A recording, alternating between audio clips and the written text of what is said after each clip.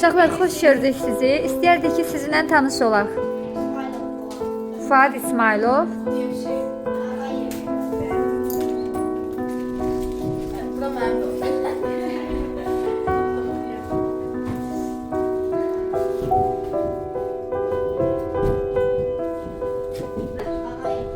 Ağayev Nizat. Sən balaca, sən. Qədrov Nihat, sən gözəl qız. Nuray. Nuray İsmailova. Ha, sən? Zəhra Nadirova. Və sən çalışqan qız. Nərmin, sən? Xudiyev Hüseyin. Şad olduq uşaqlar. Biz də təqdim edeyim. Rus dili müəllimimiz var bizim burada. Validə xanım. Aytən xanım memardır.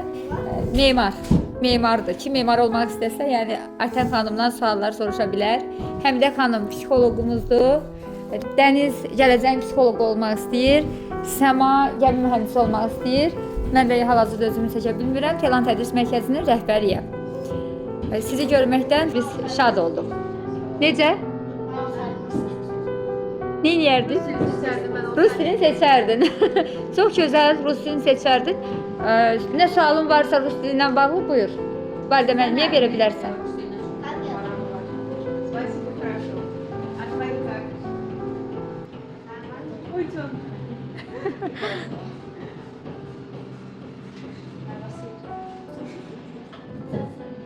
Sizi maraqlandıran suallar varsa bizə verə bilərsiniz.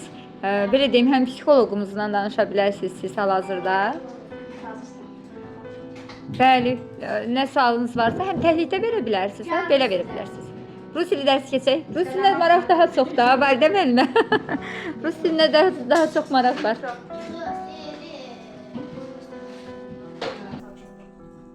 Yaxşı, nə bilirsən Rus dilində? Gəl. Salam, ədəsiz. Daha nə? Onu Rus dilində de daha ilə. Привет, как дела? Sənə bir şey deyim. Привет, как dela? Sən bax, dostlarımla salamlaşa bilərsən, amma ki, müəllimlər Здравствуйте, Маргарита. Здравствуйте. Здравствуйте, учительница. İndi sizin üçün balacık dənə yanılmac yazacağım. Hərfləri, rus hərflərini tanıyırsınız? Yox, ona görə yazacağım Latın hərflərini. Rus yanılmacı siz oxuya bilərsiniz. Sonra 2 dəfə tez demək lazımdır onu. Yaxşı mı?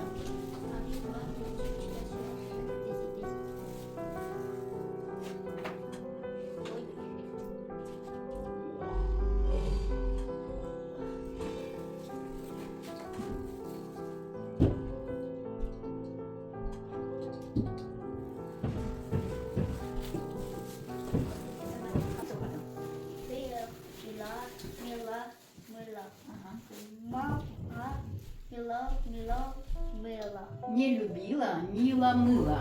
Mama mıla, Mila mıla. Yazın zəhmət olmasa və mən sizin üçün indi sözlərin deməli həm oxunuşunu, həm də tərcüməsini yazacağım. Ne edirsən ev, Rus dili lazımdır, yüksək dil lazımdır. Əlbəttə İngilis dili də lazımdır. Hal-hazırda söhbət Rus dilindən getdiyinə görə Rus dilinin açıqlamasını verirəm. Ən adi bir satıcı olmaq istəsəz belə soruşurlar. Mila mıla.